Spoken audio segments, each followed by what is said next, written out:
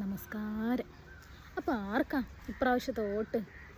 പൊതുവെ പുറത്തോട്ടിറങ്ങിയാലും വീട്ടിലാണെങ്കിൽ പോലും എല്ലാവരും ചോദിക്കുന്നൊരു കാര്യമാണ്, ഏത് പാർട്ടിക്കാണ് ഈ പ്രാവശ്യത്തെ വോട്ട്, അല്ലെങ്കിൽ ഏത് വ്യക്തിക്കാണ് ഈ പ്രാവശ്യത്തെ വോട്ട്.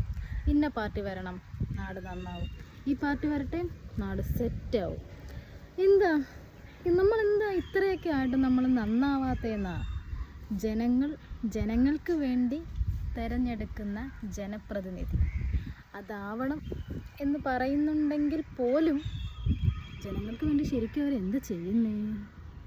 ഈ ഇലക്ഷൻ്റെ സമയമാകുമ്പം നമ്മളെ കാണാൻ വേണ്ടി ഓടി വരുന്നു. ഇപ്പോൾ പല അമ്പലങ്ങളിൽ ഉത്സവം നടക്കുന്നു. ആ ഉത്സവത്തിന് വന്ന് നമ്മുടെ കൂടെ ഇരുന്ന് നമ്മളെപ്പോലെ അന്നദാനം കഴിക്കുന്നു. ഈ വരുന്നവരൊക്കെ അടുത്ത പ്രാവശ്യം വരുമോ? അതായത് അടുത്ത വർഷം ഇനി വരും. ഒരു 5 കൊല്ലം കഴിയുമ്പോഴത്തേക്ക് അവർ വീണ്ടും വരും. പിന്നെ ഇപ്പം ഇവർ ചെയ്യുന്ന ഈ ഇലക്ഷൻ എന്ന് പറയുന്നൊരു സാധനം അനൗൺസ് ചെയ്തതിന് ശേഷം ഇപ്പോൾ അവർ ചെയ്യുന്ന, ജനങ്ങൾക്ക് വേണ്ടി അവർ ചെയ്യുന്ന ഏറ്റവും നല്ലൊരു കാര്യമാണ് റോഡിലെ ബ്ലോക്ക്. അവരുടെ കാര്യങ്ങളും മറ്റുള്ള പാർട്ടിക്കാരെ കുറ്റം പറയാനും വേണ്ടിയിട്ടും അവർ ചെയ്യുന്ന ഒരു, എന്താ പറയുന്നത്, 10 ആൾക്കാരെ വിളിച്ച് കൂട്ടിയിട്ട് ഞങ്ങൾ സംസാരിക്കുകയാണ്, നിങ്ങളവിടെ നിൽക്കുക. ആ സ്ഥലത്ത് കൂടി ഒരു ആംബുലൻസ് വന്നാൽ പോലും കടന്നു പോകാൻ പറ്റാത്ത രീതിയിൽ ഫുൾ അങ്ങോട്ട് ബ്ലോക്കാക്കുക.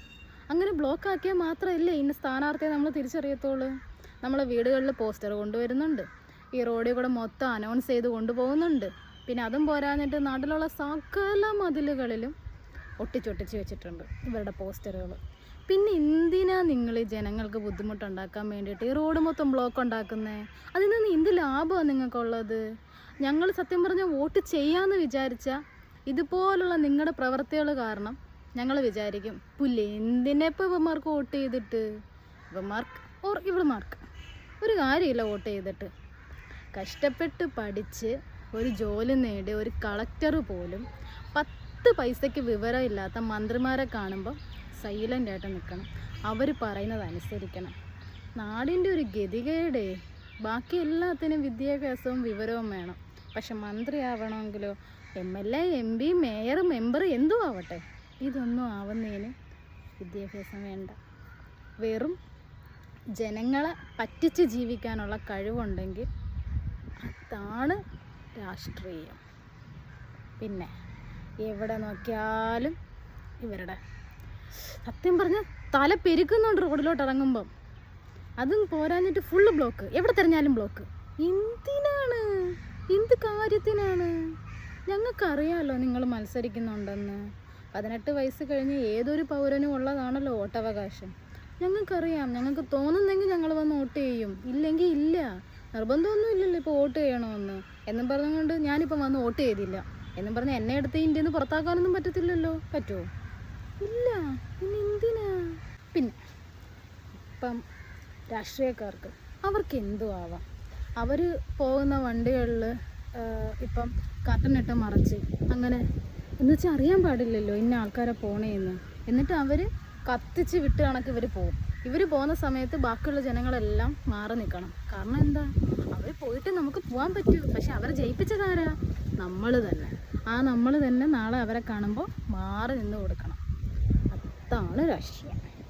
പിന്നെ നമ്മുടെ KSRTC ബസ്സുകളിലൊക്കെ പൊതുവേ കാണുന്നൊരു സംഭവമാണ് സീരിയലിൻ്റെ പരസ്യം, രാഷ്ട്രീയക്കാരുടെ പരസ്യം. അതൊന്നും സ്ഥാപിക്കുന്നതിന് ഒരു കുഴപ്പമില്ല നമ്മുടെ നാട്ടിൽ. പക്ഷേ ഇതുപോലും പോകുന്ന ഏതെങ്കിലും ഒരു കാറിൽ അല്ലെങ്കിൽ ഏതെങ്കിലും ഒരു ടൂറിസ്റ്റ് ബസ്സിൽ എന്തെങ്കിലും ഒന്ന് ഒട്ടിച്ചു കഴിഞ്ഞാൽ ഫൈൻ. അതൊക്കെ അത്രയേ ഉള്ളൂ. നമ്മുടെ സ്വന്തം റോഡുകളുടെ അവസ്ഥ ഒരു രക്ഷയില്ല കേട്ടോ. എല്ലാം നല്ല സൂപ്പർ റോഡുകളാണ്. നമ്മൾ ഒരു പ്രഗ്നൻ്റ് ആയിട്ടുള്ള ഒരാളെ ഒരു വണ്ടിയിൽ കൊണ്ടുപോയി കഴിഞ്ഞാൽ ഹോസ്പിറ്റലിൽ എത്തുന്നതിന് മുന്നേ അവർ പ്രസവിക്കും. അതൊരു സെറ്റ് റോഡാണ്. ഒരു ഓട്ടോറിക്ഷക്കാരൻ ഒരു ഓട്ടം വിളിച്ചു കഴിഞ്ഞാൽ പോലും വരാത്ത ഗംഭീര റോഡ്. ഈ കൊക്കയിലേക്ക് മറിഞ്ഞാൽ പോലും അറിയാൻ പറ്റാത്ത അതേ സീറ്റിൽ തന്നെ ഇരിക്കുന്ന ഫുള്ള് ഗ്ലാസ് ഇട്ട് മറച്ച് അല്ലെങ്കിൽ കട്ടനിട്ട് മറച്ച് വരുന്ന മന്ത്രിമാർക്ക് ഈ റോഡിൻ്റെ അവസ്ഥ പറഞ്ഞാൽ മനസ്സിലാകത്തില്ല. എന്ത് കാര്യം പറഞ്ഞിട്ട്? ഒരു കാര്യമില്ല അവന്മാരുടെ അടുത്ത് പറഞ്ഞിട്ട്. അവർ പറയുന്നതെന്ന് വെച്ചാൽ വികസനം വരും, വന്നുകൊണ്ടേയിരിക്കും, വരട്ടെ, എന്നെങ്കിലും ഇത് വന്ന് തീരുമോ? ഞങ്ങളൊക്കെ മണ്ണടിഞ്ഞാലെങ്കിലും ഈ വികസനം തീരുമോ?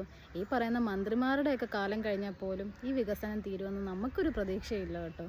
വികസനത്തിൻ്റെ പേരും പറഞ്ഞ് നാട്ടിലെ സകലമാന റോഡുകളും ബ്ലോക്ക് ചെയ്ത് വെച്ചിട്ട് നാട് മൊത്തം ബ്ലോക്ക് ഉണ്ടാക്കി നമ്മളെപ്പോലുള്ള ജനങ്ങളെ ബുദ്ധിമുട്ടിക്കുക. ഒരു കാര്യമില്ല. പണ്ടത്തെ റോഡ് സത്യം പറഞ്ഞാൽ എന്തായിരുന്നു കുഴപ്പം? ഒരു കുഴപ്പവും ഇല്ലായിരുന്നു, നല്ല റോഡുകളായിരുന്നു.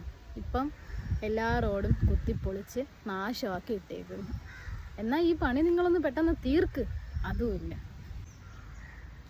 ഇത് കാണുന്ന ഈ പാർട്ടി ഉള്ളിലേക്കെടുത്ത് രക്തത്തിൽ അലിയിച്ച് വെച്ച് കുറേ ആൾക്കാർ കണ്ട്, അവർക്ക് ചിലപ്പോൾ ഇത് കൊള്ളും. പക്ഷേ കൊണ്ടിട്ടും വലിയ കാര്യമൊന്നുമില്ല. എന്തിനാണ് ഇപ്പം ഒരു റോഡ് ബ്ലോക്ക് ആക്കിയെന്ന് വെച്ചോ, ഒരു ബ്ലോക്കായി, ഒരു രാഷ്ട്രീയ പ്രവർത്തകൻ വന്നു അവിടെ സംസാരിച്ച് തുടങ്ങിയപ്പോഴത്തേക്ക് നോർമലി റോഡ് ബ്ലോക്കായി. ആ സൈഡിൽ ഈ നിൽക്കുന്നവരുടെ തന്നെ കുടുംബത്തിലെ ഏതെങ്കിലും ഒരാൾ വയ്യാണ്ടായി, അയാൾ ആംബുലൻസിൽ കൊണ്ടുവരിക. നിങ്ങൾ ഈ രാഷ്ട്രീയക്കാരനെ സപ്പോർട്ട് ചെയ്യൂ, നിങ്ങളെ കുടുംബക്കാരെ സപ്പോർട്ട് ചെയ്യൂ? സ്വന്തം കുടുംബത്തിനല്ലേ നോക്കത്തോളൂ. അതേ എല്ലാവരും പറയുന്നുള്ളൂ. എന്തിനാണ്? ഇതിൻ്റെ ഒന്നും ഒരു ആവശ്യവും ഇല്ല. അപ്പം മറക്കണ്ട, ആർക്കാ വോട്ട്?